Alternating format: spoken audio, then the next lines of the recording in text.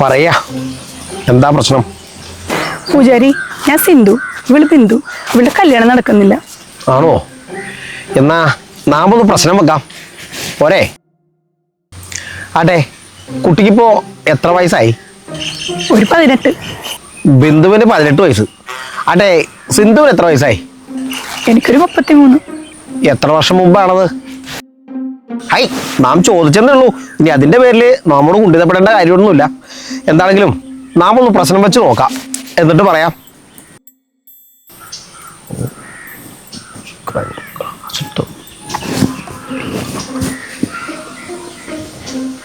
നാം പ്രശ്നം വെച്ച് നോക്കുമ്പോ ചെറുപ്പത്തിൽ ഒരു ബ്രഹ്മഹത്യ നടന്നതായി പ്രശ്നവശാൽ തെളിയുന്നു. കുട്ടി മിണ്ടില്ല. ഇല്ല, ഇവള് ഊമയാണ്. ഊമയാണെങ്കിൽ എന്താ, വാ തുറന്ന് പറയാൻ പഠിക്കുക. അതാണ് സ്ത്രീത്വം, അറിയോ? ഇനി പറയൂ, എന്താണ് പറയേണ്ടത്? നിങ്ങൾ നടത്തിയ ബ്രഹ്മഹത്യയെ കുറിച്ച് പറയൂ, എന്നാലേ പ്രതിവിധി പറഞ്ഞു തരാൻ പറ്റൂ. ബ്രഹ്മഹത്യ എന്ന് വെച്ചാ? അതായത് നിങ്ങൾ അറിഞ്ഞുകൊണ്ടോ അറിയാതെയോ ഏതെങ്കിലും ഒരു ബ്രാഹ്മണനെ ദ്രോഹിച്ചിട്ടുണ്ടോ? അങ്ങനെ ചോദിച്ചാൽ ഹൈ, മടിക്കാതിനോട് പറയാ, എന്നാലും എനിക്ക് പ്രശ്നവിധി പറഞ്ഞു തരാൻ പറ്റൂ. ഒരു ദിവസം ബിന്ദു കുളിക്കാൻ പോയപ്പോഴേ കുളിമുറിലൊരു നമ്പൂതിരി സാന്നിധ്യം കണ്ടായിരുന്നു. ഓ, കണ്ടോ? എന്നിട്ട് പുറംകാല് വെച്ച് ബിന്ദു ആ നമ്പൂതിരിക്കിട്ടങ്ങടെ അലക്കി. ഓ, നല്ല ആട്ട് കൊടുത്തു. അങ്ങനെ ഒരു സംഭവം ഉണ്ടായിട്ടുണ്ട്. നാം ഒന്ന് നോക്കട്ടെ. ഉണ്ടായിട്ടൊന്നല്ല, നടന്നത് തന്നെ. നമ്പൂരി ശാപമാണോ? നമ്പൂരി ശാപം തന്നെ, തർക്കമില്ല. സിന്ധുവിന്റെ ചവിട്ട് കൊണ്ട് നമ്പൂതിരിയുണ്ടല്ലോ 3 ദിവസം മൂത്രം പോവാതെ സാലൂക്ക് ആശുപത്രി കിടന്നതിന്റെ സർട്ടിഫിക്കറ്റ് പ്രശ്നവശാൽ തെളിയുന്നു. അത് തന്നെ കൃത്യം. ആണോ? കുട്ടി നാഭിക്കാണല്ലേ തൊഴി കൊടുത്തത്. കേമം. ഇതിനൊരു പരിഹാരം?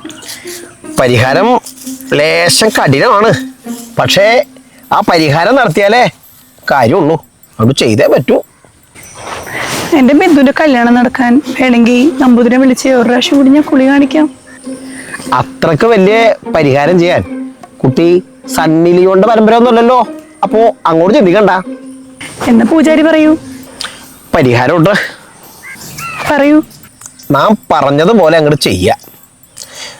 രാവിലെ എണീക്കുക, എന്നിട്ട് കുളിക്കുക. കുളിക്കണ പതിവുണ്ടോ? ഇല്ലെങ്കിൽ പറയണം, നമ്മുടെ ഇല്ലത്തിന് ആളെ കൊണ്ടുവരേ, അവിടത്തെ പതിവുള്ളതാ. എന്നിട്ട് കുളിച്ച് ഈറനൊടുത്ത് ഇല്ലത്തിന് ചുറ്റും 3 വട്ടം കിടന്നങ്ങട് ശയനപ്രദക്ഷിണം നടത്തുക. മനസ്സിലായോ? എന്നിട്ട് നിങ്ങൾ ബ്രഹ്മഹത്യ നടത്തിയ ആ നമ്പൂതിരിയെ മനസ്സിലങ്ങോട്ട് ധ്യാനിക്കുക. അദ്ദേഹം ഇല്ലത്തിന് പുറത്താവൂട്ടോ നിൽക്കുന്നത്. കാരണം നാഭിക്കാണല്ലോ ചവിട്ട് കൊണ്ടത്. ആ ഒരു പേടി ഉണ്ടാവും. എന്നിട്ട് അദ്ദേഹത്തെ പതുക്കെ പ്രാർത്ഥിച്ച് ആനയിച്ച് ആ കുളിമുറിയിലേക്ക് കയറ്റുക.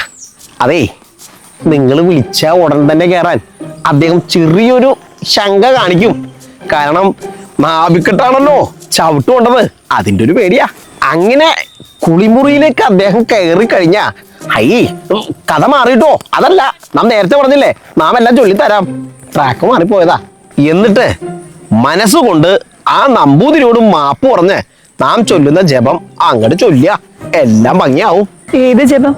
അതായത് വളരെ കാഠിന്യമുള്ളതും താളിയോലകൾ രചിക്കപ്പെട്ടുള്ള വളരെ ബുദ്ധിമുട്ടുള്ളതുമായ ഒരു മന്ത്രമാണത്. അത് നാം തന്നെ കുളിമുറിയിൽ വന്നങ്ങട് കുട്ടിക്ക് പറഞ്ഞുതരാം. എന്താ? അപ്പോ എങ്ങനെയുണ്ട്? ഡിങ്ക ഡിങ്ക.